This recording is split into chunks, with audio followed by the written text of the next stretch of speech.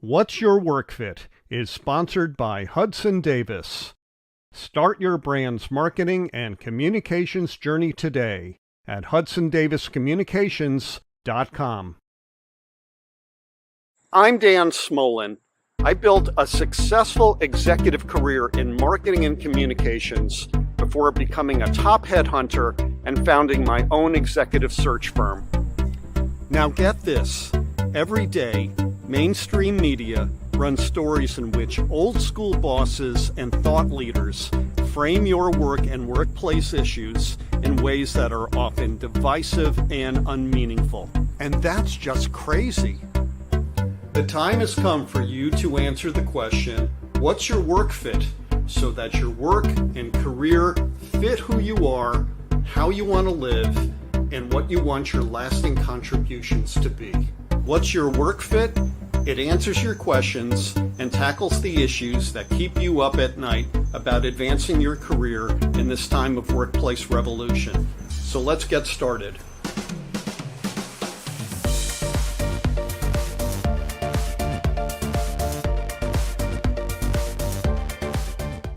Hey, good day, everyone. Dan Smolin from What's Your Work Fit. I hope you're having a great day. Thank you so much for joining us on the live show today.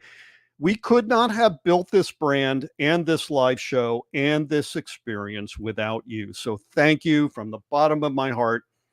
I do have an ask, which I made last week as well, and that is, if you haven't done so already, please engage with What's Your Work Fit.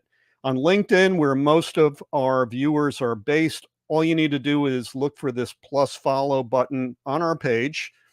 You can also find us on Facebook Live with the follow button.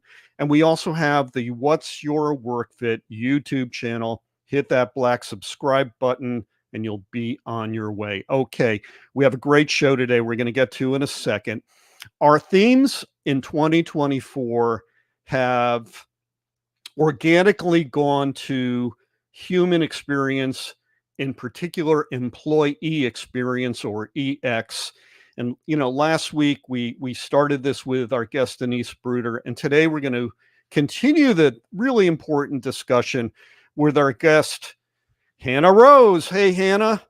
Hey, Dan, how are you? I'm doing well, and it's great to see you. Before we get into what Hannah does, I'm just going to say a little bit about her. She is a licensed clinical professional counselor and clinical supervisor, and the founder and clinical director of Rose Wellness, which is based in Baltimore. Tell us a little about you and about Rose Wellness. What is your mission? Absolutely. Well, I started private practice on my own in 2019, and I wanted to be able to create my own schedule and see a myriad of different clients, not just the highest acuity, because I was working in trauma treatment for a bunch of years and addiction treatment. And over time, I realized there's just such a need for therapists. And I decided, you know what, maybe I'll hire one or two, see if I can try out a group practice. And that was at the end of 2021. And now we have 18 therapists. I no longer see clients. I'm just running the practice, providing clinical supervision, administrative duties, etc. And Rose Wellness, it's a diverse array of clinicians with very varying specialties and backgrounds. And so we don't really adhere to the one size fits all, which ideally most therapists don't adhere to that either. And we have clinicians who see children, teens, adults, couples, families, and then again have specialties all across the board. And we're a network with commercial insurance and Medicaid, which is pretty uncommon for a private practice, but it's something that's really important to me, is to be able to serve populations that can't afford out-of-pocket therapy.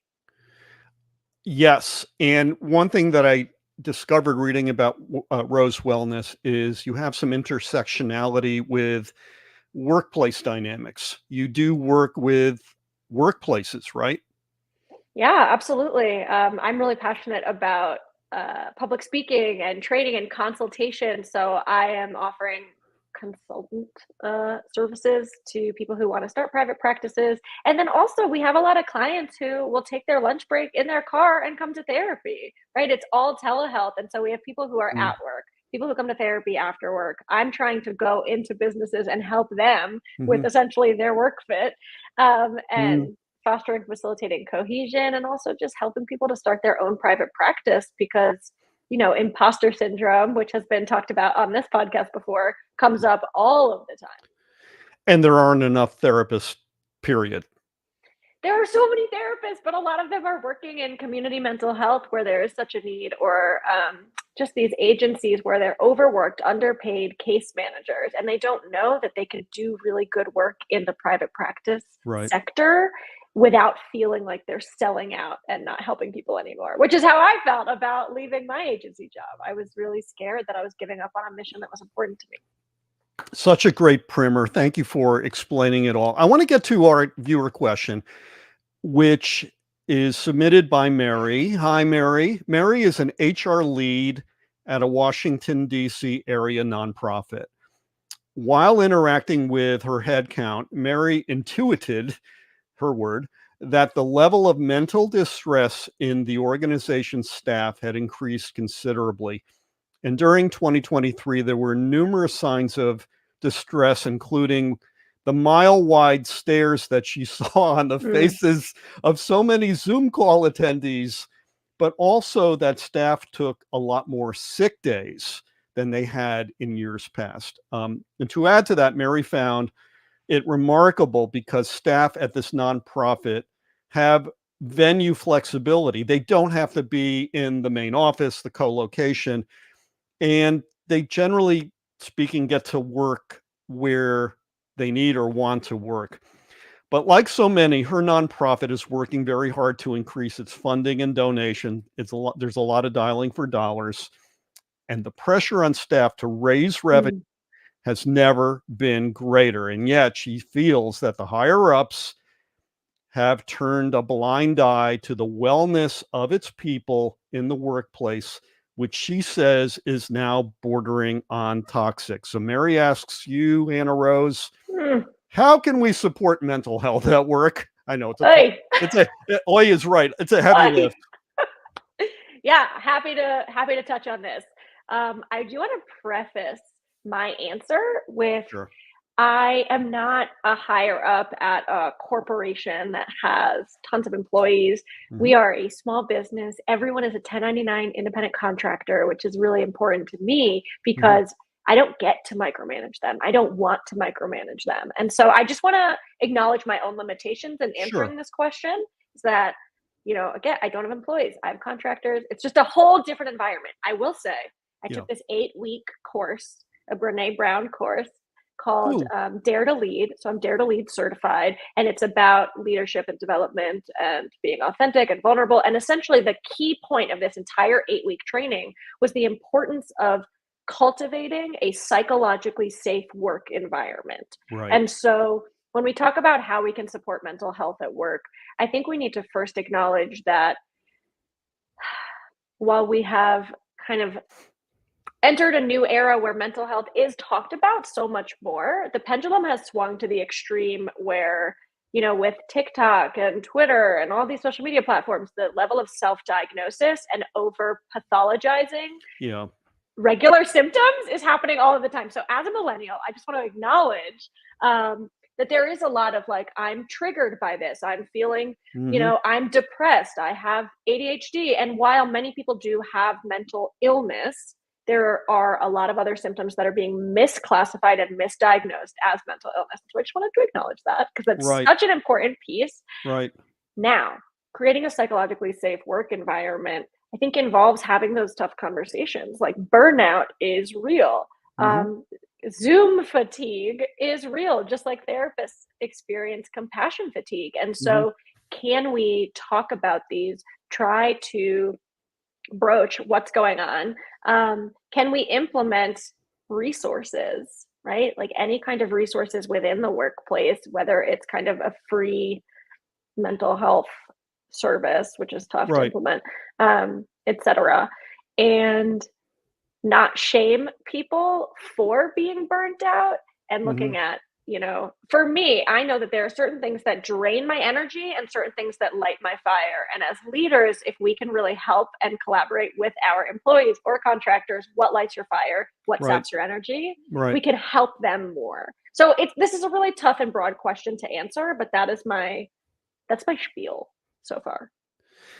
But unfortunately, in the workplace, and you brought up Zoom, and I brought up Zoom earlier.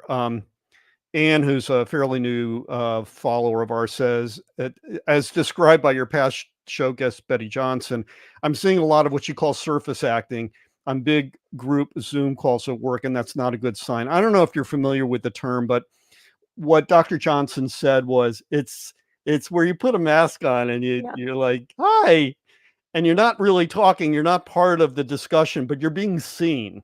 Mm. And that's a something that's happening a lot in the workplace that's causing more problems than it's not, wouldn't you say? Yeah.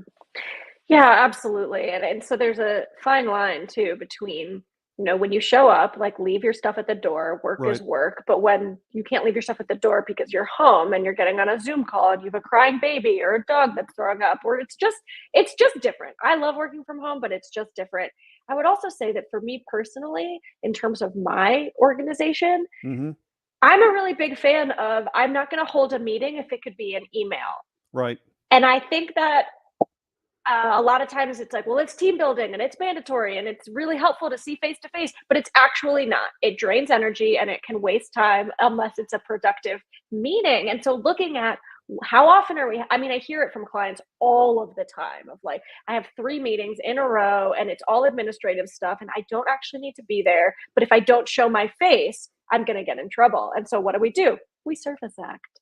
And so Mhm. looking at the efficacy and streamlining where are we putting our energy because we have such limited energy.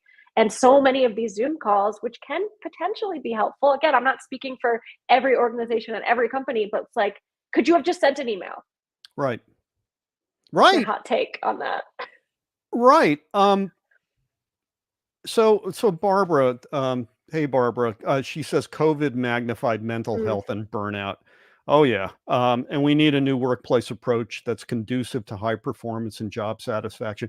I think that's really the why of this discussion today, which is, um, and I'm a bit older than you are. I recognize that, but in my day, it was really about pushing hard yeah, and not leaving anything on the field. All those crazy sports metaphors and which have a place. I think they can be yeah. helpful.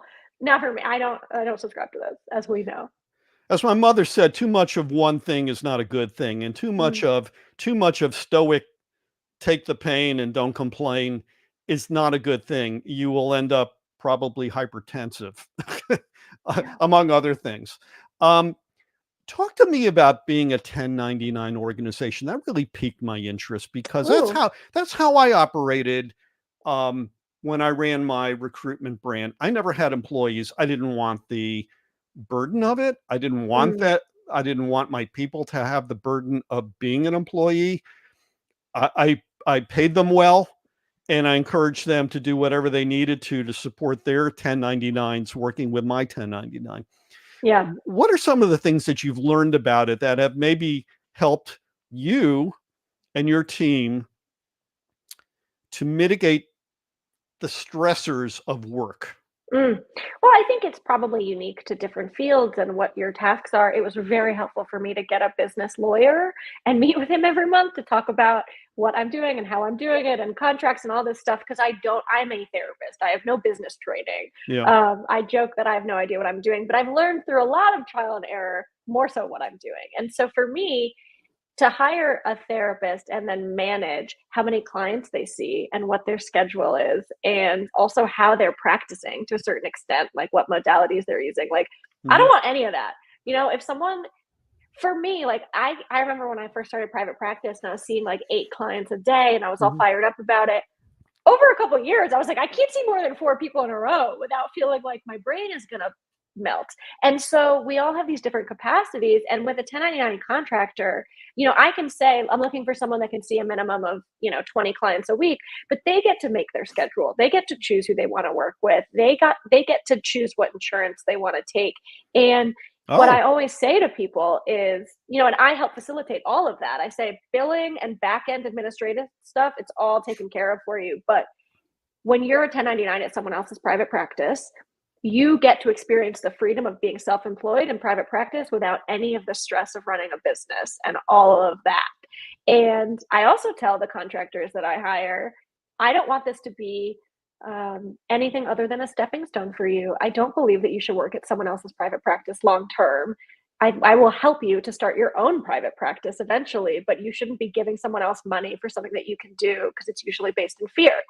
And so mm, that's a really unique approach that's probably not so business savvy, but I've helped one clinician start her own private practice. I support other clinicians when they transition out, but we have great retention because it's a psychologically safe work environment where right. they know I'm genuinely rooting for them, as opposed to, no, you need to see this many clients and make my business money. Like, that's ridiculous, and I'm not going to do that. So I'm taking the integrity route, and it's worked so far, and I'm going to keep doing it. I really like that. And, you know, how many doctors have we both known who have lamented? Okay, I'm going to back it up because I've had experience as a parent with child psychiatry. Mm, And you know how difficult it is for a parent to find a child psychiatrist who is patient, asks really good questions, and can maximize their time with your child so that they're not just throwing medication scripts at them and seeing what sticks, because that's really mm, dangerous. mm. I had the best experience with a child psychiatrist, and then he came to me and said, "I'm quitting this practice." Why? Oh Because they're no. limiting me to 7 minutes per patient. Let me ask you, Mr. Smolin, how do I begin to diagnose Yeah. a 9-year-old, 10-year-old kid who, you know, is dissociating? How do I begin to do that in 7 minutes and Mm. then start dosing medication? Yeah, a lot of practices, less so in counseling and social work, more so with the medical field and Right, psychiatry and other right, practices, are being bought out by larger companies. And so it's about, efficacy. It's about like, let's get as many people. I remember right. seeing an episode about this, about Grey's Anatomy years ago. Yeah, So I will say, I will stay in my lane because that is not my scope of practice or competence. It's sad to me. And also, I try not to become this like resentful curmudgeon because I'm not in those positions and I don't know what it's like. But as a consumer of therapy and mhm, therapeutic services, I know what I want. And so, similar to what we're talking about in terms of like, why do we stay at jobs that are not serving us? And is it because of this like pride or like I have to stick it out? For me, if I was meeting with a psychiatrist, they can only give me 7 minutes. I would right, take that upon myself to look at what I can and cannot control and right. say, this isn't working for me. I'm going to find a different practice to go to. However, there's a lot of privilege in that, in Mhm. having good insurance or in having the ability to pay my copay, right? And so there's just so many factors there. But I do think like I don't like love like using the serenity prayer as, but like if you look at a very secular version of the serenity prayer, like a flow chart, it's like, do I have control over this? Yes or no? If the Yeah. answer is no, can I accept it? Or can I take action to leave? If the answer is yes, what am I going to control and change about it? And like, I think if I look at everything through that lens, I am much more peaceful. And my mental health at work is so much better because I'm not trying to manage outcomes that are out of my control. You bring up the privilege part. That's the 800-pound gorilla. Not to Which is to important to acknowledge. Yeah, early on in my career, I was, by every other person's measure of beyond the realm success in the work that I did. Mm, I've told the story before, 27, 28 years old, an executive with a lot of responsibility on his plate and the perimeter office looking out on a Greenwich waterfall. It was very nice. And I would go home every night in a flop sweat, usually with my back blowing out from the stress, because that's where, mm, the stress always goes to the lowest points like water. And yeah, I had really good insurance, right? I wasn't seeking therapy then. I went to the chiropractor to deal with the physical manifestations. But I learned later on I didn't do myself a very good service by mirroring the tropes that I heard about Mm, being tough, being like Gary Cooper, you know, the strong silent type. I wasn't really strong or silent, but I never mm, complained, but I would go home and have miserable weekends. So for privileged people, I think it's getting easier to acknowledge those things. But if you're not a mm. privileged person, if you are encumbered with student loan debt, if you're not being paid well on the job, if you're not a knowledge worker who's got some ability in terms of where you get to work, you Yeah. know, it gets very, very tough. And that's where I think in 2024, the workplace is really starting to, I don't, I'm looking for the adjective. It's humming, but not in a good way. Yeah, I mean, and there's a difference between like I have to work this and I am truly stuck here, and then learned helplessness, which I see a lot Yeah. of people around my age and probably older and younger and across the board experiencing, which is just like I'm there's a difference between I'm in a toxic workplace and I need to leave to help myself, and taking it's like wherever you go, there you are, right? Sometimes the employee is the problem. Sometimes it's their untreated stuff. You can go to any and I know people like this. You go to any job, have any employer, have and there's going to be a slew of issues. And Yeah. so part of this is also doing that internal work of like, what's my stuff? What am I bringing to every single workplace I go to? Am I the problem versus okay, what part of me is choosing to stay at a job where I have an abusive boss or I'm in this really not psychologically safe environment. Oh my god, hey Andrew, what's up? And I just think it's really important. Like it's not black and white, and so I'm constantly like, what is my stuff? What is their stuff? What do I have Yeah. control over? What am I bringing? And those are tough questions to ask yourself, and very humbling when you find, oh, I might be the issue. Like I remember working at the summer camp that your daughter went to in the early days of my Yeah. counseling, not psychological counseling, but like being a camp counselor. Yeah. And I would always have like this drama with the other counselors and with the boss. And after a couple of years, through my own internal work, it was like, oh, I'm the issue. It didn't have to do with the campers, they were great. Right. But it was like, I'm the issue. And I had to look at that, the drama that I was bringing, and it took some time to be able to humble myself enough to say, like, maybe everyone else isn't the problem, it's me. I want to get to that because my daughter adores you to I this love to day. hear it. She adores you to this day, Yeah, I was a mess. I was and an absolute mess, but I yeah, was a I know. good camp counselor. Yeah, I know. But she had a good time. She wrote the That's good. greatest letters home, and Darren's not a letter writer. Sorry, Darren, I had to mention it. Um, but again, I'm getting back to this idea, and maybe it's a millennial thing, but it's certainly a Gen Z thing with my daughter is not feeling well. Go to Reddit and self-diagnose what's going on with you, and usually be wrong, and then making the problem Not a worse. Reddit fan. No, I'm not either. But But let me reframe. Reddit's not a fan of me. well, I'm a Reddit fan sometimes. But Reddit, do not look me up. Reddit, it's really bad. okay. But it's good to have information. But when you're, it's sort of like should everybody go out and buy a Ferrari? No, because you don't know what you're doing. It's the Mm, same thing with um, easily available advice on physical and mental affects and treatment yeah, paths and stuff like that. And um, I think this is why you need professionals to yeah. work with.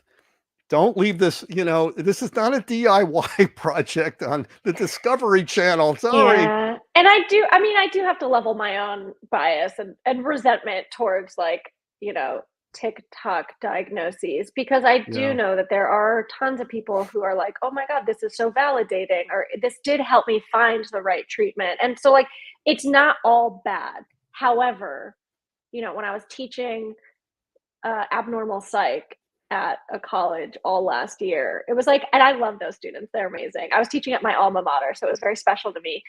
And being called professor was very humbling. I was like, I'm Wow. not that old. Like I went here anyway. But they were like, so many of the students were like, I have this and this and this and this, and I, without invalidating their experience, being like, statistically, there's no way that all of you have dissociative identity disorder. Like that, I just don't. Right. And it's like, well, TikTok's it. And I'm like, having different parts of self, different person, like different parts of you that come out at different times does not mean you have DID. Like, anyway, and so being patient and seeing where, like, again, if the pendulum swung from, your generation or your parents' generation of we don't talk about mental health, period, to this other side of everything is mental illness all of the time, I hope it swings a little bit back to the middle because that's where I am.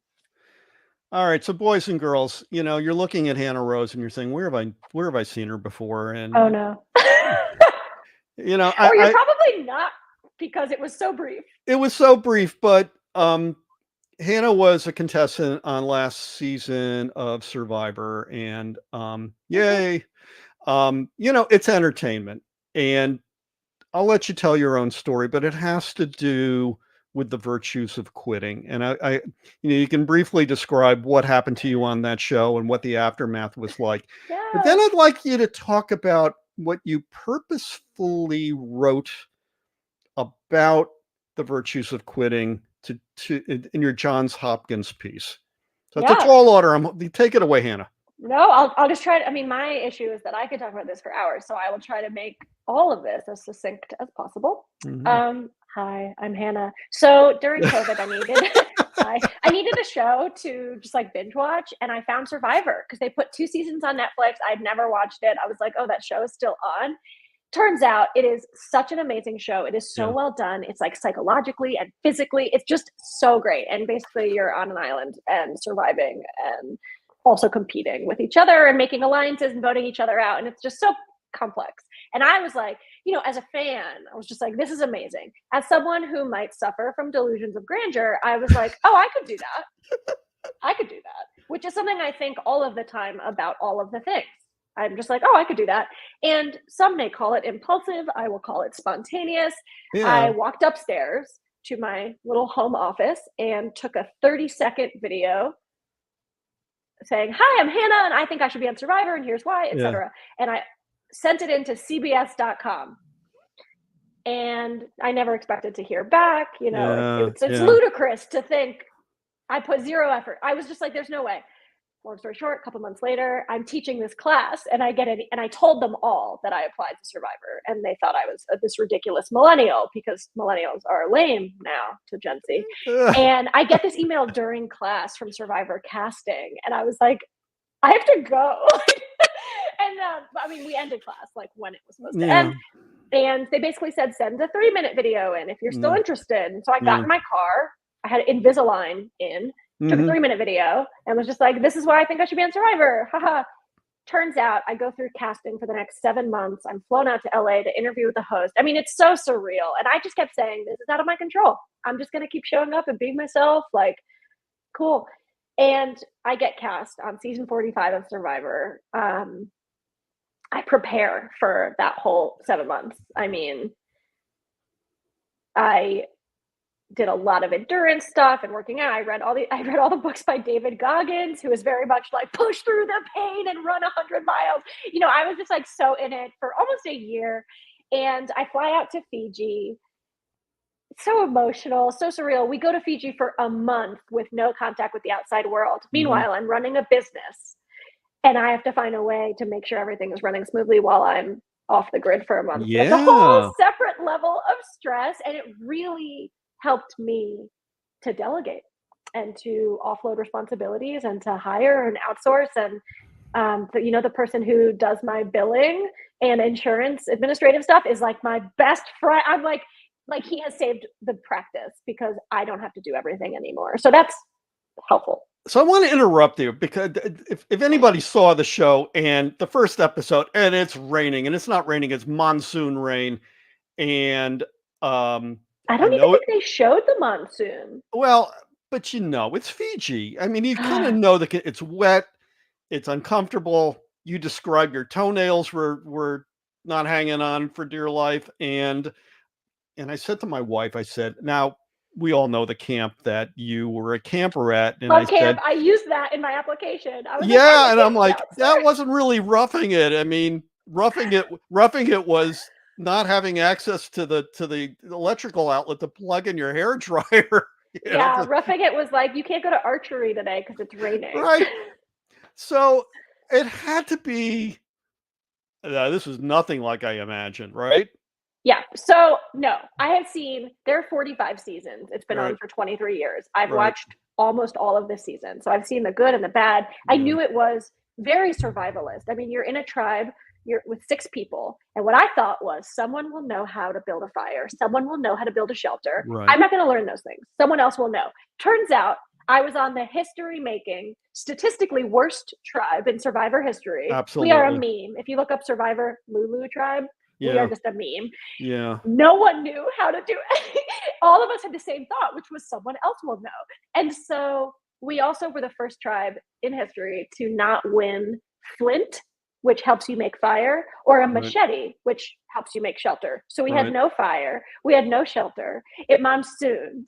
And I had kind of this like really strong visceral like almost like a trauma response where like my body was just shutting down. And so I was there for 3 days. On the third day we had an immunity challenge, which is like this really intense physical competition, and Yeah. I was waiting to feel competitive and adrenaline, and I was the only one on the whole season that was just like, I feel nothing. I This is awful. Like I'm going into straight survival mode. And so for me it wasn't really a question. I mean, I knew, just like spoiler alert if you haven't seen this episode, I knew who was getting voted out because we went to tribal council where someone Yeah. gets voted out. I knew who was getting voted out and I knew how badly they wanted to be there. And I knew that the only reason that I would have stayed would be to save face on national television. And I was Right. like, you know what? If I'm anything, I'm authentic. And so I'm just, screw this. They also, But there was but so much more that happens that wasn't seen. yeah, but Um, you were going through an autonomic brain overload. I mean, Right, you and I didn't know why autonomic no is one else was. No that's one else was. I mean, your heart rate is racing, your Yeah, adrenaline is on it was fire. bad. It's fight or flight. It's the Yeah, fight or but flight mechanism, right? I think what's tough is this notion of like, but you should be grateful, right? And I talk about this often in terms of like gratitude shaming, where it's like, oh, I'm going through all of these things, but I should be grateful that I got cast, or I should be, oh, my job is awful, but I should be grateful I have a job. And we Yeah. use gratitude in this backhanded way that's actually shaming. And so I caught myself doing that in my own internal monologue. I was like, I should be grateful. Like, I'm one of 18 people that got cast on a show. And I was grateful and also was having a horrible experience. I could Right. tell that my body was like, so I didn't sleep. That was kind of the kicker, is I did Oh, not sleep the entire time because we didn't have shelter and people were snoring and I'm a light sleeper. All these yeah. reasons I should not have gone, but I regret nothing. I Once I quit, and it was a quit, I basically threatened my tribe to vote me out because they wouldn't. And then I got to hang out in Fiji for a month. And every 2 days, someone else got voted out, and we all hung out at this resort with food. And it was the time of my life. It was camp. It was amazing. And I made the best friends, and I had the Yeah. best time. And everyone on the cast was super supportive and loving. So I'm not gonna. I don't want to get into all the gratitude shaming. I mean, it's bullshit, and I'm sorry, It's but real. I mean, if I know. just for anyone that's listening, if someone comes to you with something painful and you say, "But at least da da da da da," that is not empathy. No, That's it's not not. helpful. It's And not. Brene Brown has a great short animated video called Empathy versus Sympathy, and it breaks down why you should not try to silverline someone's experience. And we do that by saying, "But you should be grateful," and that's not helpful. So You let them that's my talk. piece. You let them own it. You don't put your smell all over it about gratitude and so forth. But I want to get to the virtues of quitting, because I looked at what you Yeah. went through and I said, well, good on her. She owns it. She knows that. I mean, okay. I know what it's like to not go with sleep for 3 days. My wife was critically ill in hospital many years ago. I did not sleep. Mm, I was exhibiting borderline psychosis, mm, mm. and my mother-in-law and I were at each other's throats because she didn't realize that I was freaked out, scared beyond my wits, and not sleeping and not eating. And I can only imagine, Hannah, what you were going through. I had great empathy for you. It's like, oh my God, I I, I can relate to what she is describing here. Yeah, and it's really anxiety producing when a camera's in your face 24/7, and, like, I'm just Yeah. not made for that, and I didn't know until I knew, you know? And so I don't regret it. I think what was hard for me I had no regrets, and I maintain that I'm so glad I left when I did. I think I would have had long-term been really messed up by all of it. I just realized, like, I knew my buddy Brandon, I knew him for 3 days, and I could not write his name down because, like, to vote him out because I Yeah. loved him so much. Same with Yeah. Emily. And so, like, I'm just not made for it. I didn't know until I knew. What was tough for me was the internet backlash, and I'm Yeah. not on social media anyway, like, except LinkedIn, which doesn't count to me. Yeah. And it was very much like I was getting 1-star Google reviews on Rose Wellness saying I would never take advice from a spoiled quitter. And there was this shame piece with quitting that was like, you don't know Right. how to do hard. And they named the episode We Could Do Hard Things because I kept saying that to myself. I was like, we Yeah. could do hard things. And I can do hard things. That was not something I wanted to do. So I left. But people got very angry that I took someone else's spot and all this stuff. And Okay, you know what, Hannah? I cool. explained in pre-interview. I used to be in TV production. That's on them. The talent development picked you, and maybe in the future they got to do a better job of delving into where this person's breaking points are, so that they're Yeah. Listen, I not think it was good disappointed. TV nonetheless. It was good TV nonetheless. I have this like culty Twitter following. I'm not on Twitter, but they exist. And they're no, they're amazing. They're all these Gen Z, like 20-something-year-olds who are like, yes, Hannah, like healthy boundaries. And I'm like, thank you. Yeah, I well, feel seen. you're finding the people that it really matters, and I think that's great. So you wrote this piece, which just got posted on Johns Hopkins, and I was wondering if you could just describe where you ended up, where you netted out. Yeah, absolutely. So Hopkins actually reached out to me to write a piece about that. Wow. I wasn't like, I'm going to write about my experience on Survivor. They reached out to me, and I went to Hopkins for grad school. And I was like, oh my God, I'd be honored. Absolutely. And they're like, can you just write something about like why you decided to do what you did? Because they had interviewed me prior to the show or right after the episode came out. A different like part of Hopkins had interviewed me, and it was like, wow, it seems like the public backlash is really toxic. Like, how do you navigate that? And so it was just an interview piece that was published. So then Johns Hopkins Magazine reached out and said like, hey, we'd love for you to expand on this and just write something in your own words. So I was like, sure. And I talked about how I don't have this I don't have this complex with quitting something as giving up. And like I said in the article, when I decided to quit lacrosse because I wanted to pursue musical theater, my parents weren't like, no, you have to do lacrosse forever because you committed. They were like, cool, follow your dreams. Great. When I got sober at 20 years old, I wasn't thinking like I'm quitting drinking because I'm weak. It was like, that was the hardest thing I've ever done and took a lot of strength. And so for me, quitting a job, leaving a relationship, quitting a TV show that is very traumatizing to me. And again, the TV show is great. Production is phenomenal. It's not toxic. I just was not made for that. There was no like, I'm weak, I'm not good enough. It was like, I'm going to check in with my body. Oh, my body is on the fritz and I need to listen to the cues that it's given me. That's trauma informed. That's mindfulness. That's somatic awareness. Like all the stuff that I've learned in my own therapy, not even being a therapist, that goes out the window. It's my own work. And so for me, yeah, the art of quitting, right? Like, I think there's this really horrible negative connotation with quitting. And for me, it's like, if something doesn't serve me and I have the strength and capacity to walk away, how valuable, how amazing. I get to prioritize my quality of life and my peace over what I think other people expect of me. And that's what I said when I quit Survivor. I said, millions of people are going to hate me, but I have to listen to my gut.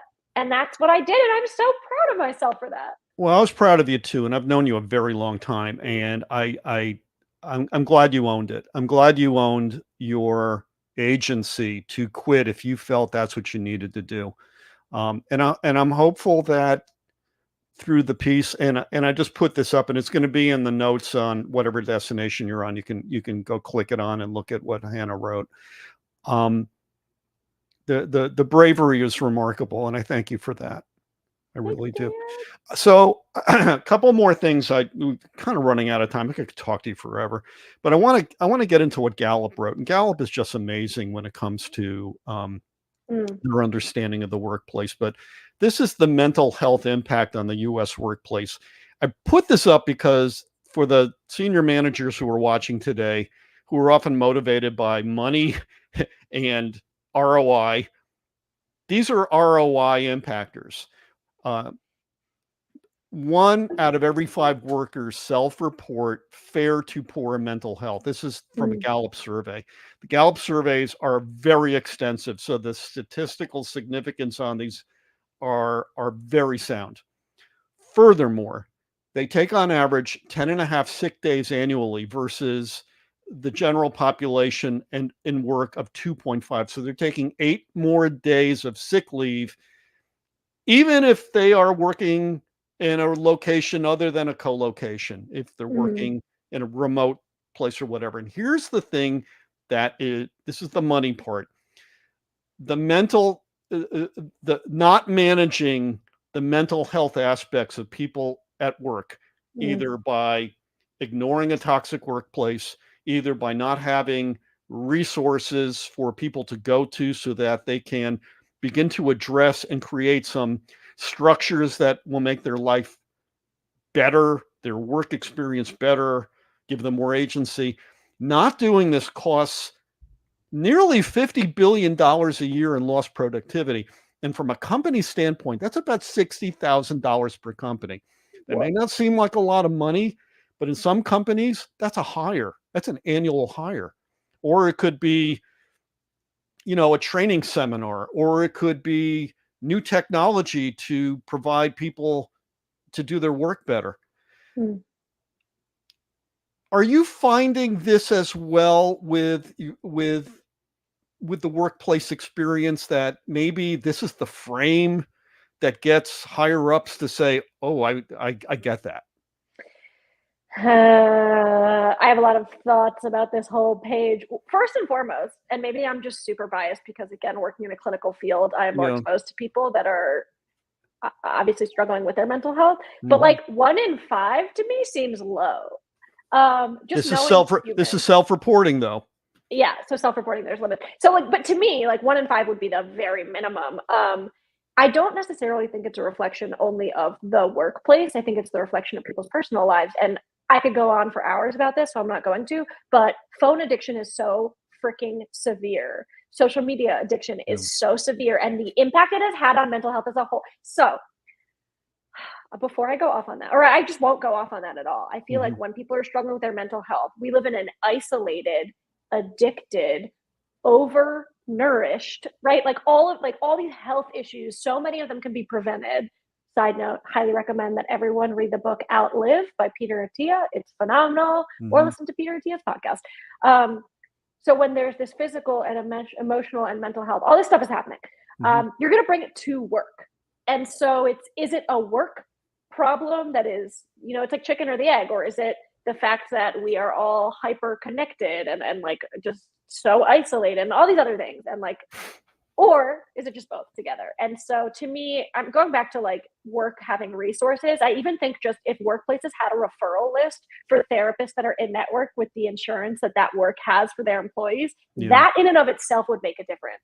Because so many people say to me, how much is therapy? What is a copay? How do I know? There's just no basic knowledge of not no basic knowledge, but there's a lack of knowledge of how to access services. And there's a lot of community mental health stuff and free mental health stuff. And so, yeah, it's alarming. I also think for me, since COVID, I can't fathom going back to a workplace. So if I was employed by a company and I went through COVID, working at home, maybe hybrid, and then it was all right, everyone, it's back to work time.